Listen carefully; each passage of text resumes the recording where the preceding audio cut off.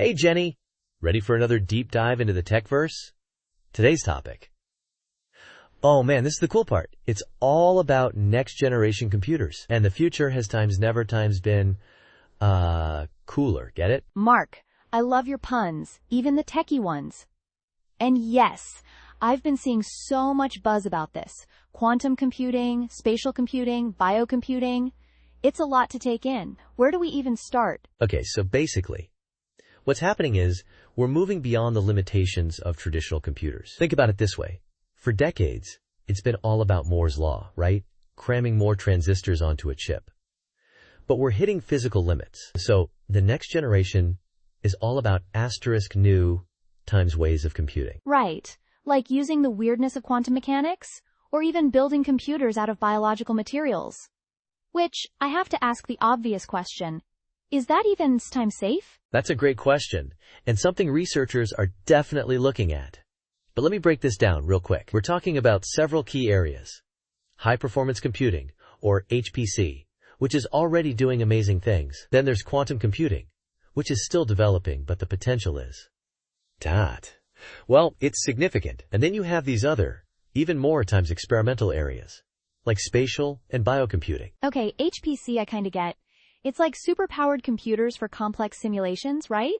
Like weather forecasting or drug discovery? Exactly. And the market for that is already massive. I was just reading about this. A report from Grand View Research projects the HPC market to reach $71 times billion by 2030. That's serious growth. Wow. Okay, so HPC is the established player. What about quantum? That feels like the real deal. I am trying not to say the word you are thinking of. I know, right? It is.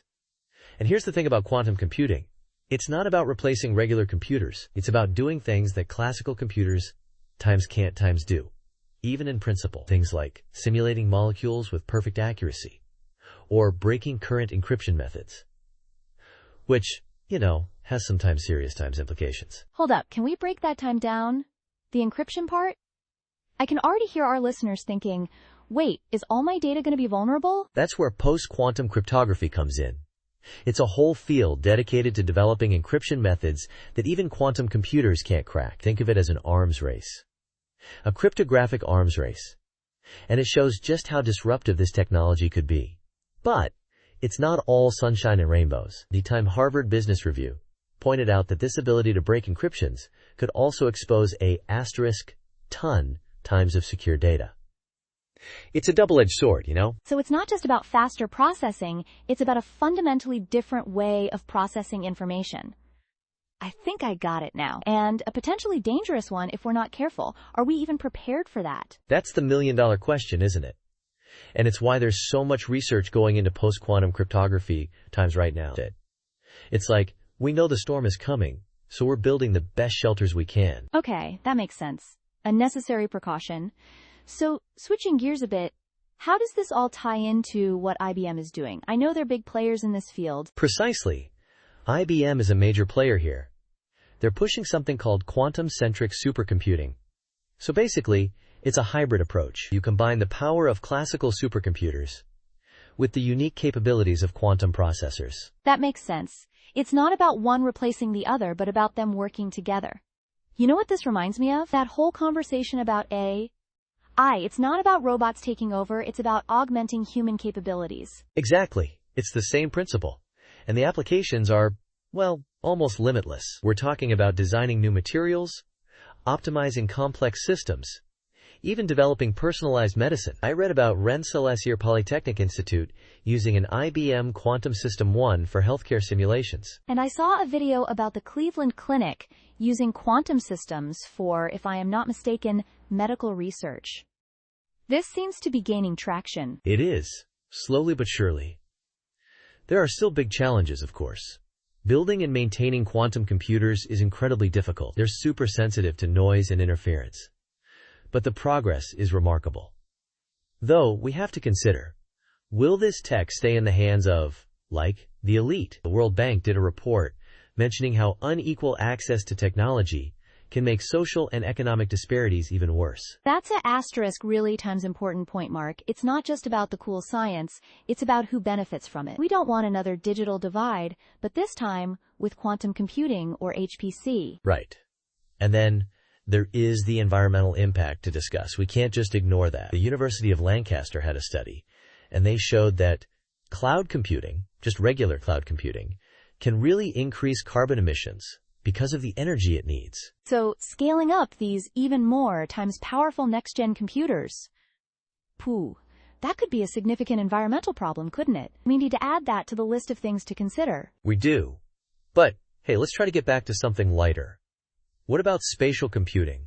That one's a little fuzzier for me. Is that like VR and AR? Good question. It's related, but it's bigger than that. Spatial computing is about blending the digital and physical worlds. Think about sensors, cameras, and displays all interacting with each other and with the environment around them. It's kind of like, you know when you use a map app on your phone and it shows your location in real time? That's a simple example of spatial computing. Okay, I see. So it's about creating digital representations of physical spaces and objects, and then using that information to do stuff? Exactly. And that stuff could be anything from optimizing traffic flow in a city, to designing a new factory layout, to creating immersive gaming experiences. The possibilities are vast. But what ethical concerns should we keep in mind? I mean, with all those sensors and cameras, it feels like there's a potential for, privacy issues, maybe? You're hitting on a asterisk crucial times point, Jenny. That's something we should probably delve into more deeply another time. The balance between innovation and ethical responsibility. It's a tightrope walk. So to wrap up, we have HPC as the powerhouse, quantum as the potential disruptor, and spatial as the space bender, and they're all potentially gonna work times together? You got it. And that's what makes this whole next generation thing so exciting. It's not just one technology. It's a convergence of different approaches, all pushing the boundaries of what's possible. And, honestly, we're just scratching the surface. Oh, Hosh. Before I forget, I was going to ask, what tech do you think has the most times potential to transform our lives? I would love for us to have a poll. That's a great idea, Mark. A poll would be perfect for engaging our listeners. We could ask them to choose between HPC, quantum, spatial, biocomputing, or maybe an option for all equally. I love it. We could even ask people to share their own experiences. Or, create some kind of debate online. You are on a roll. Well, Mark, you've definitely given us and our listeners a lot to think about. Thanks for breaking it all down. Where should we go next week? I'm thinking, maybe we tackle the ethical side of all this, the implications of quantum computing, AI, and all these powerful technologies. It's a conversation we need to have. What do you think? I love it. Let's do it. Until next time, everyone.